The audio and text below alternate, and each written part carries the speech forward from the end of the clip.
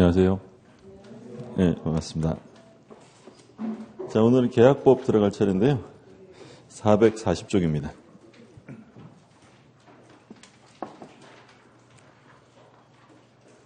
440쪽에 계약법 총론인데 앞에는 뭐 그냥 수험사항의 내용은 아니고 참고사항이에요. 뭐 계약 자유의 원칙 이런 건 다 아실 거고요.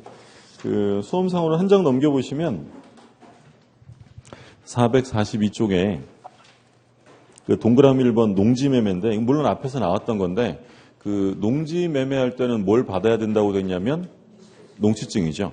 그럼 농취증 없이 농지매매 계약을 했을 때 이게 유효냐 무효냐가 문제였는데 유효예요, 무효예요?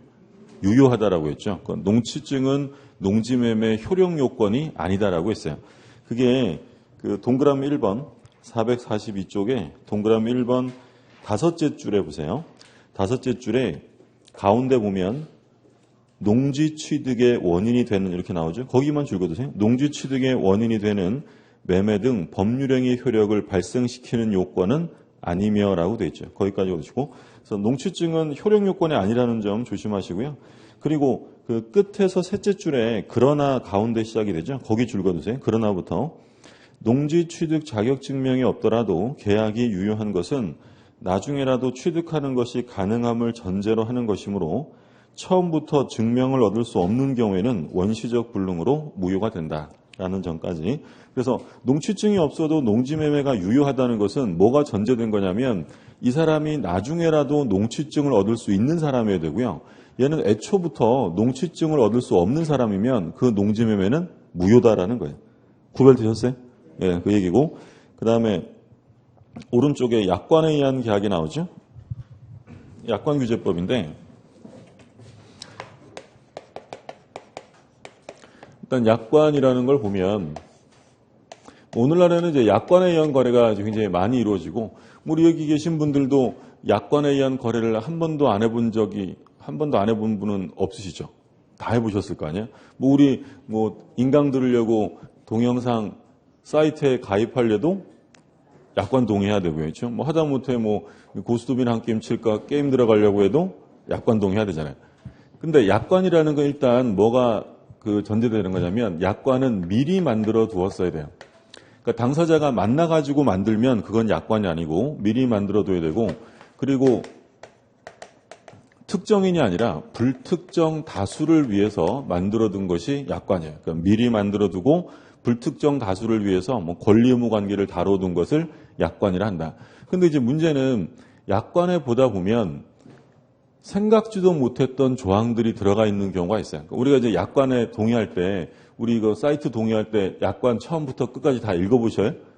그냥 막 하잖아요. 막 읽어보고 동의 누르다 보면 어느새 회원이 돼 있고 그렇잖아요. 근데 문제는 여기에 생각지도 못했던 조항이 들어가 있다. 예를 들어서 제가 어떤 휴대전화기 가게 가서 전화기를 하나 샀어요. 약관에 사인하고 샀어요. 근데 집에 가서 써보니까 바로 그냥 고장나 있어요. 그러면 저는 그 업소에 가서 아저씨 이거 고장이니까 바꿔주세요 라고 합니다. 근데 사장님이 아저씨 거기 27조 봐봐봐. 약관 27조에 우리 업소는 1절 AS 반품 교환 안 해줌 이렇게 써 있는 거예요. 근데 문제는 제가 거기다 뭘 한 거예요? 사인을 한 거죠. 그러면 이게 효력이 있느냐라는 게 문제인데 이런 걸 소위 이제 기습조항이다라고 부르기도 하고요. 또는 우리를 경악해 한다고 해서 경악조항이라고 부르기도 해요. 그럼 이런 조항들이 효력을 발생하면 안 되니까 약관 규제에 관한 법률에서 이런 불공정 조항은 무효랍니다. 불공정한 조항은 무효랍니다. 그러니까 오늘날에 있어서는 이런 약관에 의한 거래가 너무 빈번하게 이루어지다 보니까 이제 약관 규제에 관한 법률이라는 걸 만들어가지고 요걸 이제 시행하고 있는 거예요. 사실 약관규제법은 우리 시험범위에 들어가면 안 되는 건데 이걸로 인해서 이제 당사자의 거래가 이루어지기 때문에 자주 시험에 나오진 않아요. 7, 8년에 한 번 나올까 말 거니까 여기서 설명드리는 것만 좀 기억해 두시면 돼요. 그러면 이게 불공정한 정도에 이르지 않으면 이 약관 조항은 효력을 가질 수밖에 없어요. 구속력이 생기는데 그러면 이 약관의 구속력의 근거가 무엇인가에 대해서 학설이 대립합니다. 1설은 법규범설, 약관이 법규범이다라고 하는 설이 있고요. 2설은 이제 계약설인데 당사자가 합의를 통해서 이 약관의 내용을 계약에 편입시키기로 합의했기 때문이다라는 학설이에요. 그러면 약관이 구속력을 갖는 건 법규범이겠어요? 당사자 계약이겠어요? 계약이죠. 이게 통설과 판례 입장이에요. 그래서 당사자가 계약으로 넣겠다라는 그 합의가 있었기 때문에 구속력을 갖는 거고요. 근데 약관규제법에서 뭐 가장 중요한 건 뭐냐면 우리와 같은 보통 사람들은 약관의 내용을 잘 알지 못하고 거래하는 경우가 허다합니다. 그래서 약관규제법에서 제일 중요한 건 명시 설명 의무예요. 약관의 중요사항을 고객에게 명시해주고 설명을 해줘야 돼요. 그러니까 명시만 하면 끝나는 거 아니고 설명까지 해줘야 되고요. 물론 모든 것을 다 명시 설명할 필요는 없고 고객의 이해관계 중요사항은 명시 설명을 해야 한다라는 건데 그러면 사업자가 고객에게 이 명시 설명 의무를 이행하지 않았다, 위반했다라는 거예요. 그 명시 설명 의무를 위반하면 어떻게 되느냐? 사업자는 고객의 효력을 주장할 수 없다. 사업자가 설명 안 해줬다라고 하면 고객한테 그 약관 조항의 효력을 주장할 수 없다는 거야. 그럼 이걸 바꿔서 말하면 고객이 사업자에게 효력을 주장할 수는 있어요, 없어요? 예를 들어 제가 고객이 집에 가서 약관 조항 봤더니 설명해 주진 않았지만 여기에 나한테 중요한 조항이 있어요. 당신들이 이거 쓴 거잖아 라고 주장할 수 있어요, 없어요? 그건 얼마든지 하죠. 고객이 주장하는 건 돼요. 고객은 주장할 수 있지만 사업자는 그 효력을 주장할 수 없다라는 거고요. 위반 시의 효력이고. 근데 여기서 이제 수험상으로 중요한 건 면제되는 경우예요. 그러니까 여기서 중요하다는 건 혹시 약관규제법이 시험에 나오면 제일 중요한 게 명시 설명 의무 면제되는 경우인데 첫 번째 면제되는 경우는 고객이 잘 알고 있는 경우. 고객이 그 사항에 대해서 잘 알고 있다면 이때는 명시 설명 의무가 면제됩니다. 그러면 고객이 알았는지 몰랐는지를 누가 입증해야 되느냐? 사업자가 입증해야 될까요? 고객이 스스로 입증해야 될까요? 사업자가, 그렇죠? 사업자가 입증을 해야 돼요. 이건 사업자가 입증을 하고. 두 번째는 약관의 주요 내용이 법령에 이미 규정되어 있는 경우예요. 법령에 규정이 있는 경우. 그러니까 이미 법령에 규정이 돼 있어서 이 약관은 그 법령의 내용을 부연 설명하는 데 지나지 않는 것이라고 한다면 그때는 설명 의무가 면제가 돼요. 그래서 요 면제되는 경우 잘 봐두시고요. 그러니까 시험에 이제 이렇게 나왔죠. 어떻게 나왔냐면 고객의 이해관계에 중요한 사항이다 하더라도 법령에 규정이 되어 있으면 명시 설명 의무는 면제된다. OX예요. 맞는 거예요. 그러니까 원래 모든 걸 명시 설명하는 게 아니라 뭘 설명하라고 그랬어요? 중요한 거. 중요한 걸 명시 설명해야 되는데 아무리 중요하다 하더라도 고객이 이미 알고 있거나 법령에 규정이 되어 있으면 명시 설명 의무는 면제된다라는 거고요.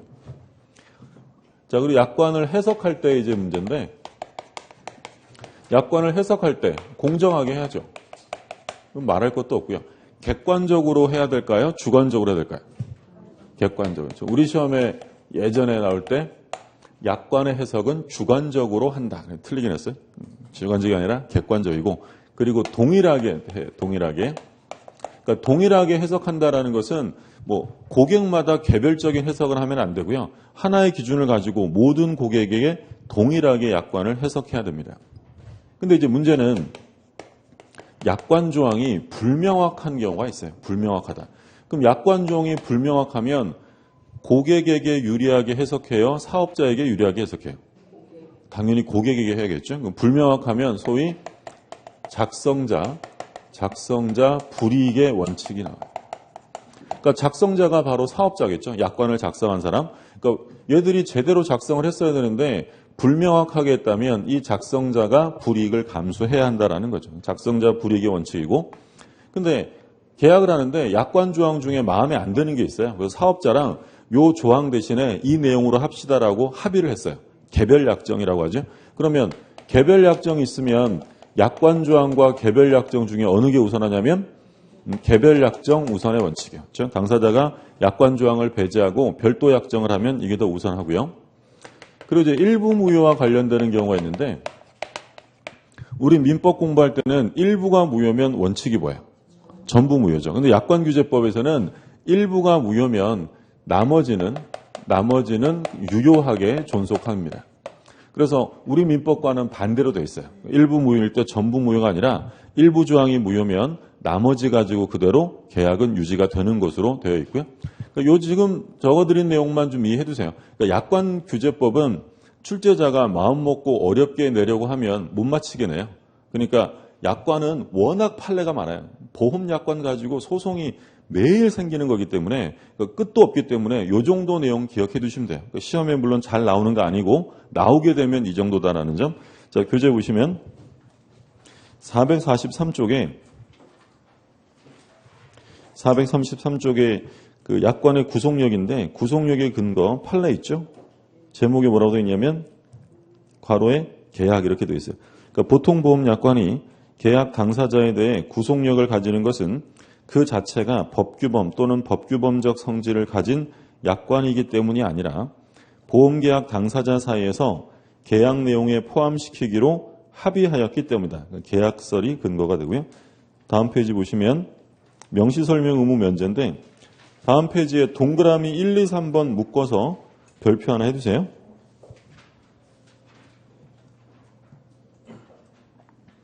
그럼 1번부터 볼게요. 444쪽에 1번 보면 고객이 그 내용에 대하여 충분히 잘 알고 있는 사항에 대해서는 면제된다 라는 거고요. 그리고 2번에 보면 약관의 내용이 이미 법령에 의하여 정해진 것을 되풀이하는 하는 것에 불과한 경우에 명시설명 의무가 면제됩니다. 두 가지 지금 나왔어요. 고객이 알고 있거나 법령에 규정되어 있거나 3번은 둘째 줄 마지막에 누가 증명해야 한다고 되냐면 사업자가 증명해야 한다라는 점 봐두시고 그리고 약관의 해석은 제목에만 줄거두세요. 1번 객관적 해석, 2번 작성자 불이익의 원칙, 3번 개별 약정 우선의 원칙 이렇게 되어 있고요. 그리고 오른쪽에 괄호 4번에 불공정 조항은 무효라고 되어 있죠. 제목에만 줄거두시고 그리고 밑에 괄호 5번에 보면 일부 무효의 특칙이라고 되어 있죠.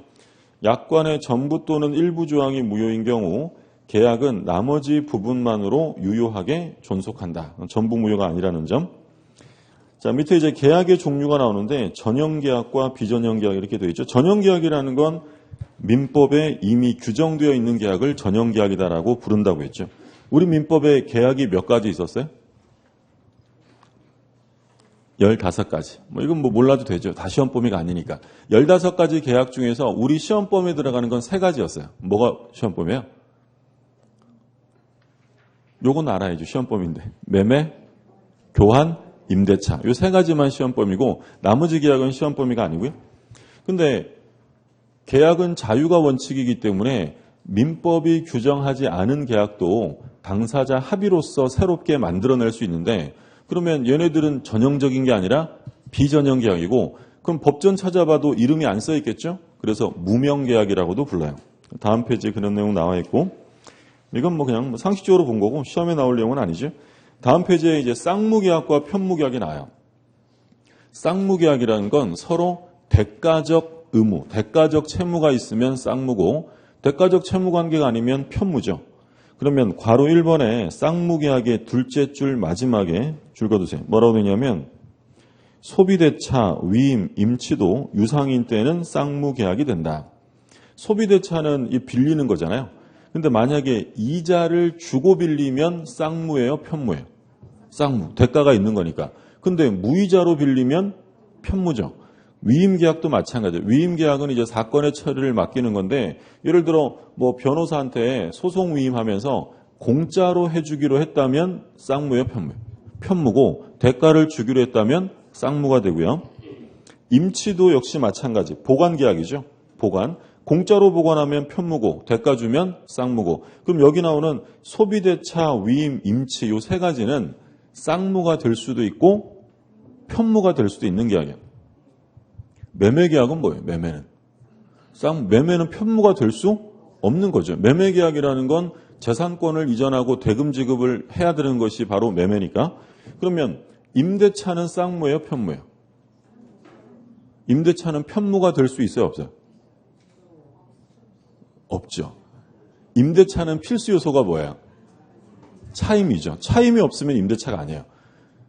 공짜로 빌렸으면 임대차가 아니라 사용대차라고 불렀어요. 사용대차. 그럼 사용대차는 쌍무가 될 수 있어요? 언제나 편무예요. 언제나 뭐 사용대차나 증여 이런 것들은 당연히 편무가 될 수밖에 없죠. 자, 괄호 3번은 별표하고 줄 그어두세요. 구별의 실익입니다. 구별의 실익. 쌍무계약에 있어서는 동시행의 항변, 위험부담의 문제가 생기는데 편무계약에서는 생기지 않아요. 그래서 쌍무계약은 동시행의 항변권과 위험부담의 문제가 있다. 그 다음에 이제 유상계약, 무상계약이 있는데 뭐 대가적 출연이 있으면 유상이고 없으면 무상인데 오른쪽 2번에 별표하고 줄 그어두세요. 민법상 유상계약에 관하여는 매매에 관한 규정이 준용된다. 그래서 대표적인 유상계약이 이제 매매계약이니까 유상계약에 이런 게 준용된다라는 건데요.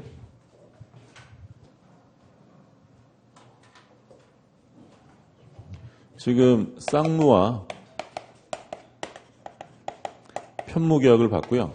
유상계약과 무상계약을 봤어요.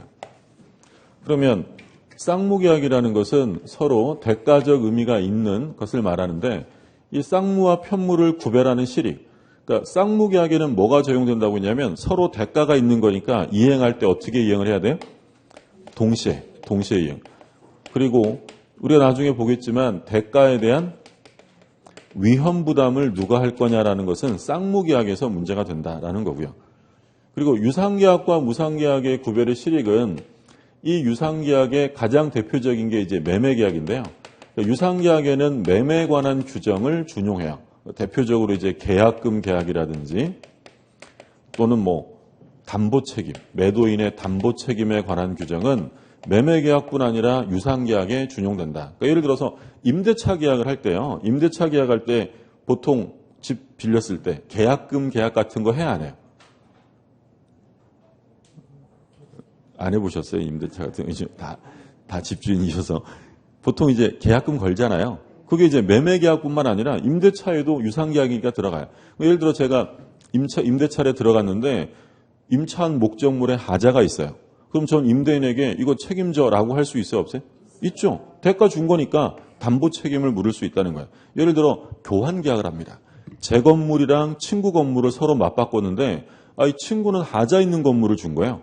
그러면 저는 친구에게 담보 책임 물을 수 있어요? 없어요? 있죠. 무슨 계약이니까? 교환은 유상계약이니까. 그렇죠? 근데 예를 들어 친구가 저 어렵게 산다고 건물을 하나 줬어요.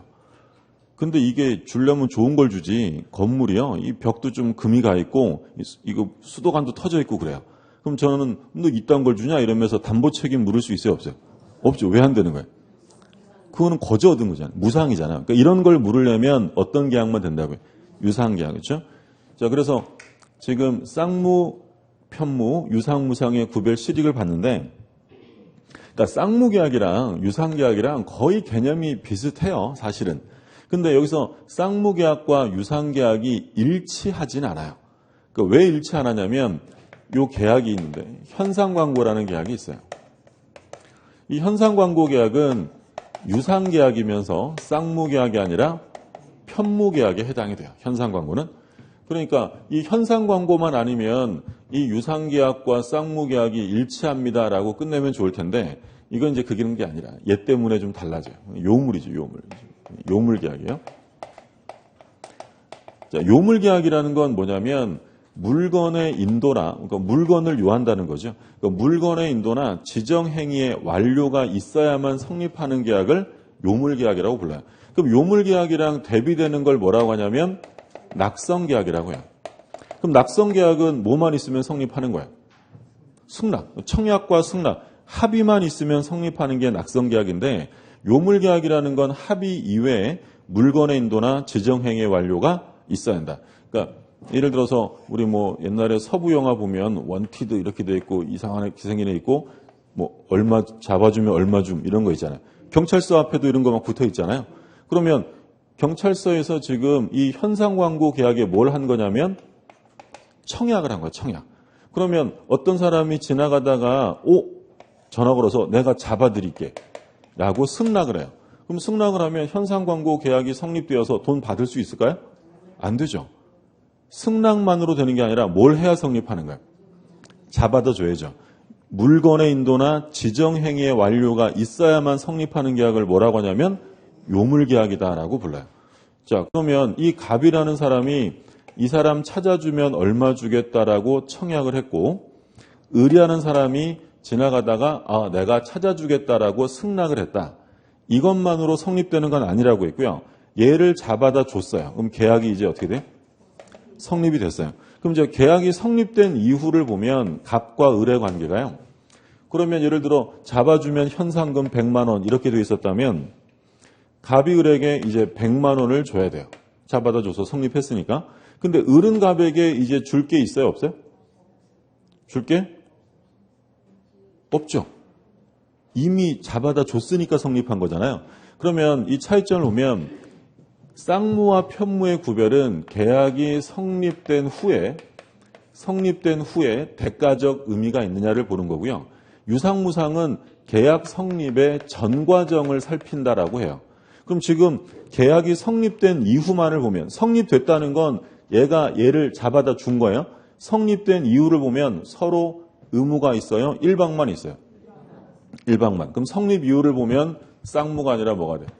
편무가 되고요. 근데 계약 성립의 전 과정을 살펴보면 갑은 이유 없이 100만 원을 주는 게 아니라 을이 반대급부를 했기 때문이죠. 데려다 줬기 때문이잖아요. 그럼 성립의 전 과정을 살펴보면 무슨 계약이냐면 유상계약. 그래서 현상광고는 유상계약이면서 쌍무가 아니라 편무계약에 해당한다라는 거죠. 그러면 요물계약은 대표적으로 우리 뭐 있어요? 지금 보시는 현상광고 말고 또 뭐 있었어요? 계약금. 계약금 계약을 할 때는 말로만 하면 돼요? 계약금 줘야 돼요? 계약금 줘야 돼요. 계약금을 줘야 성립하는 게 계약금 계약이고요. 그리고 대물변제. 대물변제는 뭐야? 대신 물건으로 변제하는 거예요. 예를 들어 제가 친구한테 100만 원 빌린 게 있는데 야 친구야 내가 돈이 없는데 대신 내 노트북 100만 원 조금 넘으니까 이걸로 대신 갚을게 라고 합의합니다. 그럼 두 사람 사이에 대물변제가 성립된 거야 안 된 거야? 안 된 거예요. 이거는 대물변제 예약을 한 거고요. 대물변제가 성립하려면 그 노트북을 줘야 돼요. 물건의 인도가 있어야만 성립하는 계약을 요물계약이다라고 불러요. 자, 그러면 이제 시험에 가끔 나오는 질문은 이런 질문이죠. 유상계약은 모두 쌍무계약이다. 오해했어요? 틀려요. 얘는 유상계약인데 쌍무가 아니라 편무잖아요. 그럼 바꿔서 이제 쌍무계약은 모두 유상계약이다. 그건 옳은 질문이에요. 그러니까 쌍무계약은 전부 다 유상계약인데 유상계약이 모두 다 쌍무계약이 되는 건 아니다. 그러니까 유상계약과 쌍무계약 중에서 어느 게 더 범위가 넓은 거예요? 유상계약이죠. 유상계약 안을 보니까 이 안에 쌍무계약이 있고요. 그리고 이제 현상광고 플러스 알파 이렇게 돼 있는 거예요. 그럼 지금 보시는 것처럼 유상계약이 모두 쌍무계약이냐? 아닌 것도 있다는 거예요. 근데 쌍무계약은 모두 어디 안에 들어가요? 유상계약 안에 들어간다는 거죠. 그렇죠? 그래서 그 447쪽에 그 핵심에서 박스 있죠? 거기 별표 하나 해두시고요. 쌍무계약은 모두 유상계약이나 유상계약이 모두 쌍무계약인 것은 아니다. 몇 번 출제가 됐던 내용이죠. 이게 뭐 이론상으로 중요해서 자주 출제하는 건 아니고 딱 생긴 거 보니까 헷갈리게 생겼잖아요. 그래서 가끔 출제해요. 그래서 쌍무계약은 다 유상계약이지만 유상계약이 모두 쌍무계약은 아니고요. 그다음에 괄호 2번에 요물계약 나오죠. 낙성계약, 요물계약 비교되는데 그 둘째 줄 가운데 현상광고 있어요. 현상광고 줄 그어두시고 그리고 세 번째 줄에 계약금 계약, 대물변제 그리고 뭐 학설의 대립은 있지만 뭐 보증금 계약 이런 것들이 있습니다.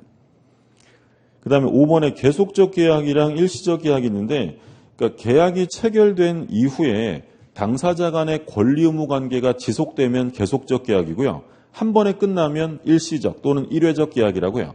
대표적인 계속적 계약은 뭐가 있냐면 임대차 계약하고 기간 동안 권리 의무 관계가 지속되죠. 또는 고용 이런 것들이 계속적 계약이에요.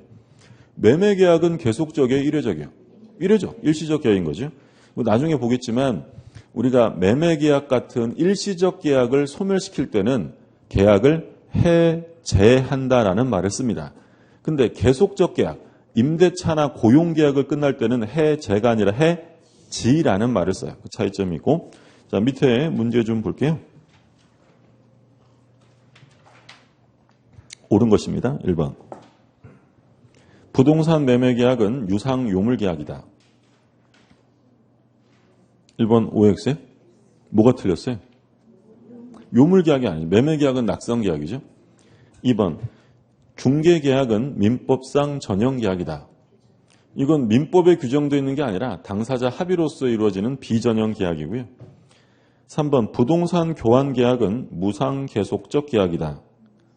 다 틀렸죠. 유상계약이고 일회적 계약이죠. 4번 증여계약은 편무유상계약이다. 편무는 맞는데 유상이 아니라 무상이죠. 무상, 대가 없는 거니까. 5번 임대차 계약은 쌍무유상계약이다. 5번이 정답이죠.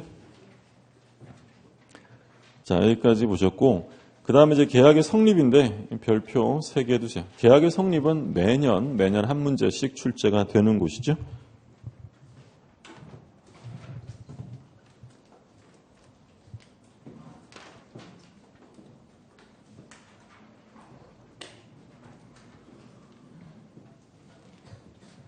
그리고 오늘 수업 진행은 평소처럼 2시까지 오전 수업 하고요. 식사하시고 3시에 우리 이제 다시 만나서 끝나는 시간은 6시 전에 끝날 거예요. 너무 걱정하지 마시고. 그리고 밖에 나가도요. 미세먼지 때문에 힘들어요. 안에 계시는 게 좋아야죠. 계약의 성립인데. 계약이 성립하는 건 잘 아시는 것처럼 갑이 을에게 청약을 하고 을이 갑에게 승낙을 함으로써 계약이 성립이 됩니다. 근데 이 을이라는 사람이 승낙을 하게 되면 갑이 별도 의사를 표시해야 성립되어 승낙만으로 성립하는 거예요. 승낙만으로. 얘가 또 다른 의사를 표시하는 건 아니에요. 그러면 승낙만으로 계약이 성립하려면 이 청약은 반드시 어떠해야 되냐면 구체적이고 확정적이어야 합니다. 그래야 이게 청약이 될 수 있고요. 그리고 시험에 간단하지만 아주 많이 나왔던 건 청약은 반드시 한 사람, 어떤 특정인에게 해야 돼요. 불특정 다수인에게 할 수 있어요. 그렇죠? 불특정 다수인에게 청약할 수 있죠. 신문 광고를 낼 수도 있는 거고. 근데 승낙은 반드시 누구한테 하는 거냐면 특정인, 청약자에게 해야 한다는 거죠. 그래서 첫 번째 중요한 점, 청약은 구체적, 확정적이어야 되고 불특정 다수인에게도 할 수 있다. 근데 이게 만약에 갑이 한 의사표시가 구체적이지 않다라고 하면 그건 청약이 아니라 청약의 유인이라고 불렀죠. 청약과 청약의 유인은 다른 거죠. 그러니까 청약의 유인은 말 그대로 청약을 하도록 유인하는 거야. 꼬드기는 거죠. 그러니까 예를 들어서 갑이 을한테 야, 너 우리 집 안 살래? 라고 했어요. 청약의 유인이요. 유인이죠. 만약에 이게 청약이면 상대방이 응하는 순간 계약이 성립이 돼야 되는 거야. 근데 얘는 단지 야, 너 우리 집 안 살래? 라고 했다는 건 구체적이지도 않고 확정적이지도 않은 거야. 이런 게 청약의 유인이다라고 그러죠. 대표적으로 청약의 유인은 무슨 구인 광고나 분양 광고 이런 것들은 대부분 다 청약의 유인이다라고 하죠. 예를 들어 우리가 사기 강박할 때 공부했던 문제 있었어요. 상가 분양하면서 분양받으면 월수 300이 보장되고 라고 이런 광고했던 사건이 있었죠. 그거 사기에 아니에요. 사기는 아니라고 했죠. 그럼 그 광고는 청약의 유인이에요. 유인인 거죠. 그건 계약의 내용으로 들어가지 않는 거예요. 그렇죠? 그게 이제 청약과 유인에 대한 구별이고 교재 잠깐 좀 보시면 448쪽에 청약, 의 나오는데 둘째 줄 가운데 줄 그어두세요. 계약이 성립하기 위한 법률 요건인 청약은 그에 응하는 승낙만 있으면 곧 계약이 성립하는 구체적 확정적 의사표시에 하므로 구체적 확정적에 동그라미하고 별표 두세요. 구체적 확정적 의사표시에 하므로 청약은 계약의 내용을 결정할 수 있을 정도 사항이 포함된다 나오고요. 자, 오른쪽에 동그라미 2번 별표 2개 해두시고요. 청약은 상대방 있는 의사표시지만 그 상대방은 특정인이 아니더라도 상관없다. 즉 불특정 다수인에게 할 수 있다는 거고요. 그 다음에 3번은 청약과 유인의 구별이 나오죠. 그 판례 제목에 줄 그어두시면 분양 광고 내용이 계약의 내용으로 되지 않았다고 본 사례. 그래서 파란 글씨 보면 위와 같은 광고 및 분양계약 체결 시의 설명은 청약의 유인에 불과할 뿐이다. 이건 청약이 아닌 것이고요. 자, 맨 밑에 청약의 효력 나오는데 효력 발생 시기. 이것도 의사표시니까 언제 효력이 발생되냐면 도달되면. 그래서 기억에 줄거두세요. 청약도 하나의 의사표시이므로 원칙적으로 도달에 의해 효력이 발생한다. 그럼 만약에 청약자가 청약을 발송한 이후에 사망하거나 제한 능력자가 됐어요. 그럼 그 청약은 무효예요? 영향을 미치지 않는 거예요. 영향을 미치지 않는다. 다음 페이지에 그 얘기 나오는데 별표하고 줄거두세요. 111조 우리 민총 할 때 본 거죠. 총칙에서 나왔던 건데 니은에 별표하고요. 청약자가 청약을 발신한 후 그것이 상대방에게 도달하기 전에 사망하거나 또는 제한 능력자가 되더라도 청약의 효력에는 영향을 미치지 아니한다. 그 다음에 이제 청약의 구속력인데 527조 계약의 청약은 이를 철회하지 못한다. 언제부터 철회할 수 없다는 거야? 발송하면이에요? 도달되면이에요? 청약은 발신주의 도달주의? 도달주의니까 언제부터? 도달되어 효력이 발생되면 이제 철회할 수 없다라는 거죠. 기억에 조문 박스 밑에 기억에 줄거두세요. 청약이 상대방에게 도달하면 임의로 이를 철회하지 못한다.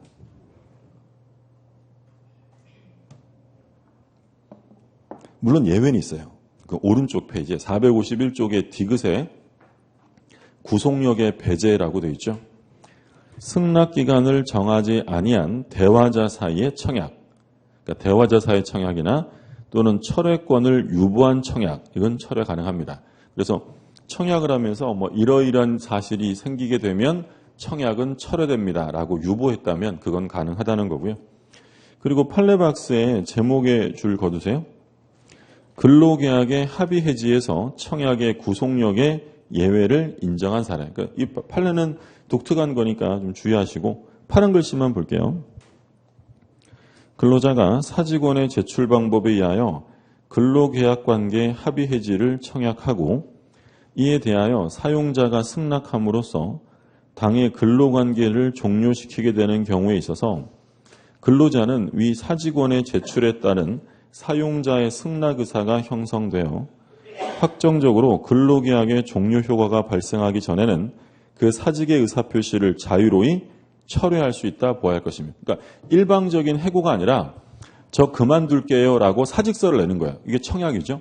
그러면 사용자 측에서 수리합니다. 그게 승낙이에요. 그럼 이 고용관계가 끝나는 건데 사용자가 승낙하기 전까지는 이 근로관계 합의해지의 청약은 임의로 철회할 수 있다는 거예요. 원래 철회가 안 되는 건데 근로관계에 있어서 근로계약의 합의해지 청약은 가능하다. 그러니까 이제 대표적인 판례가 이게 이제 선생님 판례인데 어느 학교 쌤이 몸이 안 좋아가지고요. 수업을 자꾸 막 빼먹어요. 그러니까 이제 학교 내에서는 불만이 고조가 되겠죠. 누가 제일 불만이에요? 학생은 매우 흡족했고요. 학부모랑 그리고 이제 동료 교사들 땜빵 수업 들어가야 되니까 싫잖아요. 그러니까 이 쌤이 내가 몸이 아파서 이제 못하겠어요 라고 그만두겠다고 사직서를 낸 거야. 그럼 이거 뭐 한 거예요 지금? 청약을 한 거예요. 근로관계 종료에 합의에 이제 청약을 한 거죠. 근데 학교가 이걸 수리하지 않고 있었는데 이 쌤이 요양을 갔는데 몸이 완전 좋아진 거예요. 그 쌤이 다시 돌아와가지고 내가 그만두겠다고 했던 거 없던 일로 합시다라고 청약을 뭐 한 거예요? 철회. 이 철회가 부당하다는 거예요? 정당하다는 거예요? 정당하다는 거예요. 가능하다는 거죠. 근데 이제 문제가 생긴 건 그제서야 학교가 부랴부랴 수리합니다. 이 쌤이 마음에 안 들었던 거죠. 그러면 이 승낙은 정당한 거예요? 부당한 거예요? 부당한 거예요. 청약이 이미 없어졌는데 승낙을 한 거잖아요. 그러면 근로관계에 있어서 종료가 되지 않았는데 그러면 학교가 이런 식으로 나왔다는 건 그 선생님한테 수업을 하게 했을까요? 못하게 했을까요? 못하게 했겠죠. 수업을 못했어요. 그럼 이 선생님이 수업을 못한 기간 동안에 임금을 받을 수 있느냐 문제가 생기겠죠. 임금 받을 수 있을까 없을까요? 있다라는 거예요. 이게 이제 뒤에 나오는 무슨 문제냐면 위험 부담의 문제예요. 그러면 지금 사용자와 노동자라고 한다면 이건 지금 누가 잘못이 있는 거예요? 사용자죠. 그러면 이쪽에게 규책 사유가 있으면 반대급부를 청구할 수 있다. 쌍무계약에서 발생하는 지웠군요. 위험 부담. 아까 쌍무와 편무를 구별하는 실익은 쌍무계약에는 뭐가 적용된다고요? 동시행의 항변권하고 위험 부담. 대가가 있으니까 위험을 누가 부담할 거냐. 그거는 이제 나중에 공부할 거예요.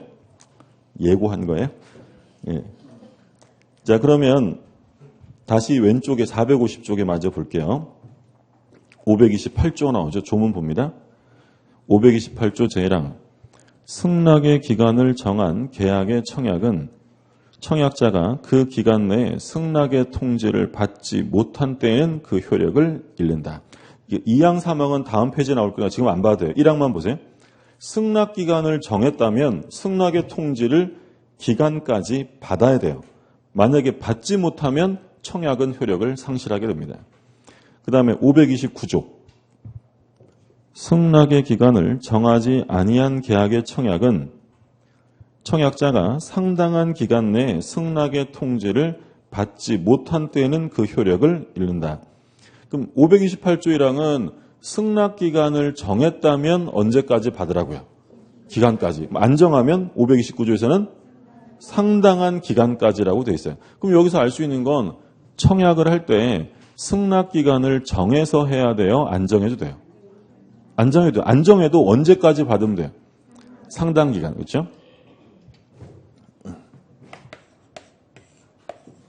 자, 갑이 을에게 3월 1일 날 청약을 합니다.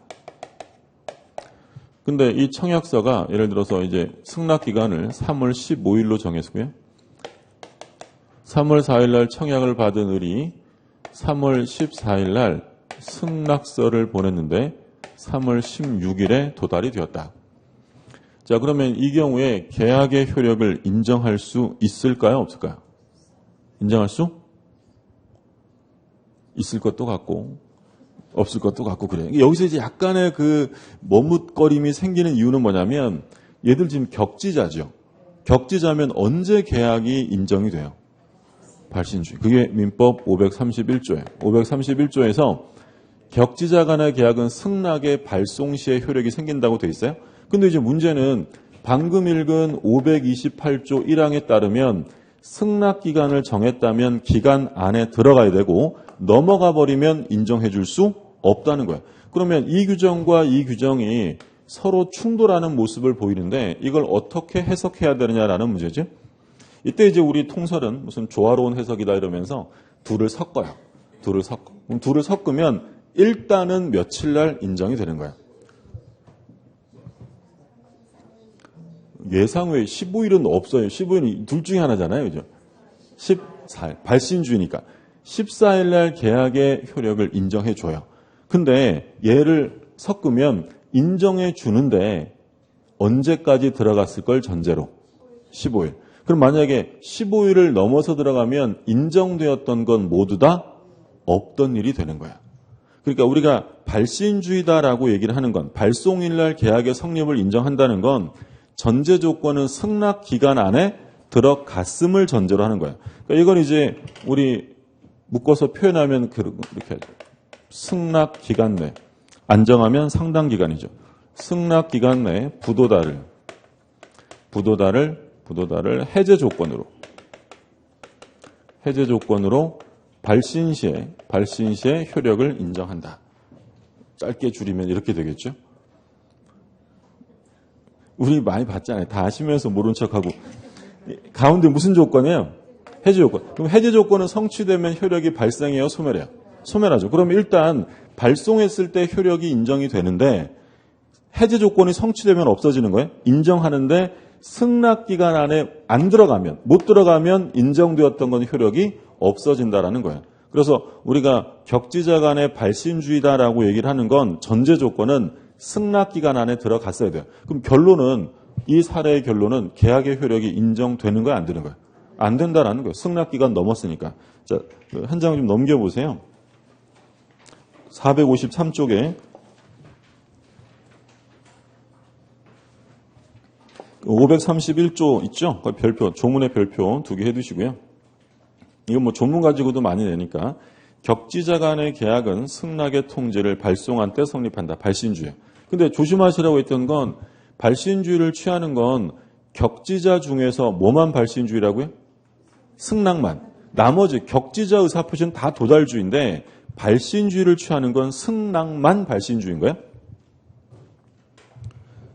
근데 니은에 보시면 문제점이라고 돼 있어요. 그 문제점이 이제 양 규정의 충돌 문제인데, 한 장 넘겨보세요. 454쪽. 자, 셋째 줄에 줄 거두세요. 통설은. 454쪽, 셋째 줄에 통설은 격지자 간의 승낙은 승낙 기간 또는 상당 기간 내에 부도다를 해제 조건으로 하여 발신과 동시에 효력이 발생한다. 지금 말씀드린 내용이고요. 자, 다시 이제 돌아오셔서 451쪽에 승낙 맞아보죠. 451쪽에 승낙. 동그라미 1번 승낙의 상대방 별표 2개 해두시고요. 승낙은 청약과 달리 반드시 특정인 청약자에게 한다. 그래서 청약은 불특정 다수인에게 할 수 있지만 승낙은 반드시 청약자에게 해야 한다는 거고, 자, 동그라미 2번에 변경을 가한 승낙 별표 하나 해두시고요. 자, 둘째 줄에 줄 거두세요. 청약의 거절과 함께 새로운 청약을 한 것으로 보고 있다. 그래서 얘가 가비을한테 야, 너 우리 집 1억 원에 안 살래? 라고 1억 원에 매도하겠다는 청약을 했어요. 근데 을이 뭐라고 했냐면 이 청약에 대해서 온전하게 승낙한 게 아니라 내가 9천에 살게. 계약이 성립될 수가 없죠. 또는 1억에 판다고 했더니 을이 뭐라고 하냐면 그러면 내가 1억에 사는데 12개월 할부로 살게. 그럼 얘는 지금 조건을 붙여 승낙한 거죠. 변경을 가하거나 조건을 붙인 승낙은 계약이 성립될 수 없고 뭐로 인정한다고요? 새로운 청약, 새 청약으로 인정하는 거예요. 그러면 얘가 9천에 사겠다라고 승낙했다면 갑은 9천에라도 팔고 싶으면 다시 청약해야 돼요. 승낙만 하면 되는 거예요. 다시 할 필요 없이 승낙만 하면 계약이 성립된다. 그러니까 지금 우리 앞에서 새로운 청약으로 본다는 게 2개 나올 건데 지금 하나가 나왔어요. 뭐가 나오냐면 변경을 가한 승낙. 변경을 가하거나 조건을 붙인 승낙은 새 청약이고, 자, 다음 페이지 볼게요. 판례박스 있죠? 판례박스에 별표 2개 해두시고, 자주 출제되는 판례죠. 그러니까 이제 그런 내용이죠. 청약자가 청약을 하면서 뭐라고 했냐면 며칠까지 아무런 회신이 없으면 계약은 성립된 것으로 알겠습니다라고 청약을 한 거야. 근데 제가 아무 말도 안 했어요. 계약은 성립돼야 안 돼요. 그것만으로 성립될 수는 없다는 거죠. 그래서 그 파란 글씨 보면 회답할 의무가 있는 것은 아니므로 이렇게 되어 있고요. 셋째 줄 가운데 이는 상대방을 구속하지 아니하고, 이런 식의 청약은 상대방을 구속할 수가 없다라는 거예요. 기간에 따라 단지 승낙 기간을 정한 의미로 볼 수 있다. 예를 들어 내일까지 아무 말씀 안 하시면 계약은 성립됩니다라고 했을 때 아무 말도 안 한다고 성립될 수는 없는 거고, 내일까지를 승낙 기간으로 정한 것으로 볼 수는 있다는 거죠. 그럼 내일까지 제가 뭘 하면 계속 성립할 수 있고 승낙을 하게 되면 이건 구속할 수 없다는 점 조심하시고요. 자, 그다음에 530조 연착된 승낙인데, 연착된 승낙은 청약자가 이를 새 청약으로 볼 수 있다. 그 둘째 줄 마지막에 별표하고 줄 거두세요. 연착된 승낙은 새로운 청약으로 볼 수 있다. 그러면 지금 새로운 청약으로 본다는 게 2가지 나왔어요. 첫 번째는 뭐 있었죠? 변경을 가한 승낙. 두 번째는 연착된 승낙. 그럼 이것도 마찬가지. 지금 여기서 3월 14일 날 보내서 16일 날 들어갔다. 그러면 얘는 연착된 승낙이에요. 계약이 성립할 수 없죠. 대신 이걸 뭐로 인정해 준다라고 했냐면 연착된 승낙은 새 청약이다. 그러면 갑이 원하면 이제 뭐만 하면 되는 거야? 승낙만 하면 계약은 성립돼요. 근데 얘는 제목이 동그라미 1번에 통상적인 연착이라고 제목이 붙어 있어요. 그러니까 통상적인 연착이라는 건 이건 왜 승낙서가 늦게 들어갔어요? 늦게 보냈으니까. 이게 통상적인 거야. 근데 밑에는 비통상적 연착이라는 말이 나오죠. 528조 1항은 아까 봤어요. 2항부터 보면 돼요. 2항. 승낙의 통지가 전항의 기간 후에, 전항의 기간은 바로 1항의 승낙 기간을 말해요. 승낙의 통지가 승낙 기간 후에 도달한 경우에 보통 그 기간 내에 도달할 수 있는 발송인 때에는 청약자는 지체 없이 상대방에게 그 연착의 통지를 하여야 한다. 그러니까 연착의 통지는 아무 때나 하는 게 아니고요. 첫째 줄에 뭐라고 됐냐면 가운데 보통 그 기간 내에 도달할 수 있는 경우 그때는 연착의 통지를 해야 되고 그러나 도달 전에 지연의 통지를 발송한 때는 또 할 필요는 없죠. 사망. 청약자가 전항의 통지를 하지 아니한 때는 승낙의 통지는 연착되지 아니한 것으로 본다. 그러니까 두 번째는 이 얘기인데 3월 1일 날 청약을 합니다. 승낙 기간은 3월 15일. 을이 이 청약이 마음에 들어서 3월 8일 날 승낙서를 보내요. 근데 이 승낙서가 우체국에 어떤 문제가 생기는 바람에 3월 17일에야 들어가게 되었다. 그럼 지금 3월 8일 날 보냈다면 보통이라면 요 기간 내 도달이 되었을 거야. 근데 특별한 사정으로 연착이 됐다는 거죠. 그럼 이건 통상적인 것이 아니라 비통상적인 거예요. 그러면 을은요, 이렇게 일찌감치 승낙서를 보냈다면 계약이 당연히 정상적으로 성립된 걸로 알겠죠. 근데 승낙기간 넘으면 인정 안 한다 그랬잖아요. 그러니까 이 사람의 기대를 위해서 이 갑이 원하지 않으면 을에게 뭘 해주라는 거예요? 연착의 통지를 해줘야 한다는 거예요. 당신의 승낙서가 승낙기간을 넘어 들어왔습니다라고 통지해줘야 되고요. 통지를 안 해주면 계약은 정상적으로 성립된다. 연착되지 않은 것으로 봐요. 그럼 며칠 날 성립이 돼요? 3월 8일이겠죠. 격지자니까 승낙서를 발송한 때 성립이 됩니다. 이해되셨어요? 그러니까 제가 갑이에요. 갑인데 승낙기간을 15일로 정했는데 17일에 승낙서가 온 거예요. 뭐야 이거? 왜 이렇게 늦었어? 하고 우편 소인을 봤더니 8일자가 찍혀 있는 거예요. 이상하네. 이거 왜 이렇게 늦었지라고 했을 때 제가 이 계약을 그냥 원하면 어떻게 하면 되는 거예요? 그냥 있으면 돼요. 연착의 통지 같은 거 안 하고 가만히 있으면 연착되지 않은 것으로 보아 정상 성립이 돼요. 근데 제가 마음이 바뀌었어요. 하기 싫어졌는데 늦게 온 거죠. 그럼 저는 얼른 얘한테 뭘 해줘야 돼요? 연착의 통지를 해줘야 되고 그걸 안 해주면 계약은 정상적으로 성립된다는 거예요. 근데 만일에 3월 16일 날 여기서 3월 16일이라는 건 뭐냐면 승낙기간은 넘었는데 연착된 승낙서를 아직 받진 않은 거예요. 16일 날 갑이 을에게 미리 지연의 통지를 발송합니다. 야, 을아, 승낙기간 넘었는데 네 승낙서 안 왔어? 라고 발송을 했다면 17일 날 연착된 승낙서를 받고 연착의 통지를 또 해야 돼요? 할 필요 없다는 거예요. 할 필요 없다는 거죠. 지금 얘랑 구별하셔야 돼요. 이거는 일반적인 통상적인 연착이에요. 그러면 14일 날 보내서 16일 날 들어갔어요. 연착된 거죠. 그럼 갑이 을에게 연착의 통지를 해줘야 돼요? 할 필요 없는 거야. 할 필요 없는 거야. 연착의 통지는 무조건 하라는 게 아니라 언제만 하라고요. 보통이면 기간 내 도달이 되었을 때 그때 하는 거예요. 그래서 밑에 그 내용 다시 한번 설명되어 있으니까 좀 봐두시고요. 자, 그러면서 승낙 보셨고 다음 페이지에 보면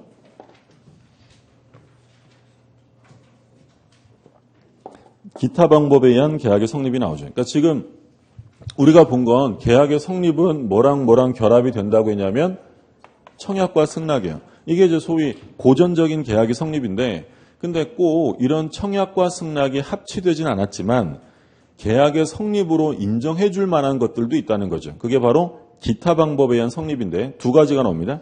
자, 1번에 보면 교차 청약에 의한 계약의 성립. 오른쪽에 455쪽에 2번 의사실현에 의한 계약의 성립이야. 거기 교차 청약 533조에 별표 2개 해두시고요. 자, 제목을 보면, 내용을 보면 당사자 간의 동일한 내용의 청약이 상호 교차된 경우에는 양 청약이 상대방에게 도달한 때 계약이 성립한다. 핵심은 교차된 청약의 내용이 어때야 된다고요? 동일해야 한다고 되어 있죠. 그러니까 이런 거죠. 갑이 을한테 3월 1일 날, 야, 너 내 집 1억 원에 안 살래? 라고 매도의 청약을 했는데 이 매도의 청약이 3월 4일 날 도달이 됐어요. 그럼 을이 청약을 받아보고 마음에 들어. 내가 살게. 라고 의사를 표시했다면 그 의사 표시를 우리가 뭐라고 부르는 거야? 승낙이라고 하는 거죠. 근데 3월 3일 날, 그러니까 3월 3일이라는 것은 이 청약을 알지 못하는 거야. 근데 우연하게도 을이 갑에게 야, 내가 니네 집 1억 원에 매수하면 안 될까라고 청약을 해서 이 청약서가 3월 6일 날 도달된 거야. 그럼 갑이 이 청약서를 받는 순간 온몸에 닭살이 확 돋겠죠. 어떻게 이런 일이 생겨, 그죠? 아주 우연하다는 거죠. 그럼 이 경우에 얘가 승낙을 한 건 아니지만 계약의 성립을 부정할 이유는 없잖아요. 인정해 주겠다는 거야. 대신 인정되려면 교차된 청약의 내용은 반드시 어때야 돼요? 동일해야죠. 동일. 그 두 번째로 중요한 건 뭐냐면 성립 시점이에요. 3일이냐 6일이냐 그걸 묻는 거야. 얘가 한 건 승낙이에요? 청약이에요? 청약이죠. 그러면 언제겠어요? 3월 6일. 양 청약이 모두 도달되어야 성립된다라는 거죠. 그러니까 만약에 지문에 동일한 내용의 청약이 교차된 경우에 양 청약이 모두 발송된 때 성립한다라고 하면 틀려요. 양 청약이 모두 도달돼야 한다. 그거 두 가지 조심하시고. 그리고 오른쪽에 의사실현에 의한 성립이죠. 조문을 보면 청약자의 의사표시나 관습에 의하여 승낙의 통지가 필요하지 아니한 경우에는 계약은 승낙의 의사표시로 인정되는 뭐가 있으면 성립해요? 사실. 그러니까 승낙의 의사표시를 하지 않았지만 승낙으로 볼 수 있는 사실만 있으면 성립한다. 예를 들어 유료 주차장에 주차를 했어요. 그럼 얘가 승낙의 의사를 표시하지 않았어도 주차라는 사실이 있게 되면 주차계약은 성립한다는 거예요. 그러면 이 경우에 한 가지 유의하실 점은 청약자가 그러한 사실이 있었음을 인식해야 돼요? 할 필요 없을까요? 예를 들어 주차요원이 주차하는 거 몰랐으면 주차계약 성립 안 해요? 그래도 성립하는 거예요. 성립하는 거죠. 그래서 괄호 2번에 계약의 성립 시기. 의사실현에 의한 계약의 성립 시기는 승낙으로 인정되는 사실이 있는 때 성립하는 것이며 청약자가 그 사실을 인식할 것을 요구하지 않는다. 자, 문제 볼게요. 이번 시험 문제. 틀린 것입니다. 1번. 청약은 불특정 다수인을 상대로 할 수 있다. 그렇죠. 2번. 청약은 특별한 사정이 없는 한 철회하지 못한다. 아까 청약의 구속력인 거죠. 3번. 격지자 간의 계약은 다른 의사표시가 없으면 승낙의 통지를 발송한 때 성립한다. 격지자니까 승낙을 발송한 때 성립하고. 다음 페이지 4번. 청약자가 청약의 의사표시를 발송한 후 제한 능력자가 되어도 청약의 효력에 영향을 미치지 않는다. 그렇죠? 111조 2항. 네, 5번. 청약자가 청약에 일정 기간 내에 이의를 제기하지 않으면 승낙한 것으로 본다는 뜻을 표시한 경우 이의 없이 그 기간이 지나면 당연히 그 계약은 성립한다. 틀렸죠? 이런 식의 청약은 상대방을 구속할 수 없다라고 했습니다. 좀 쉬었다가 보죠.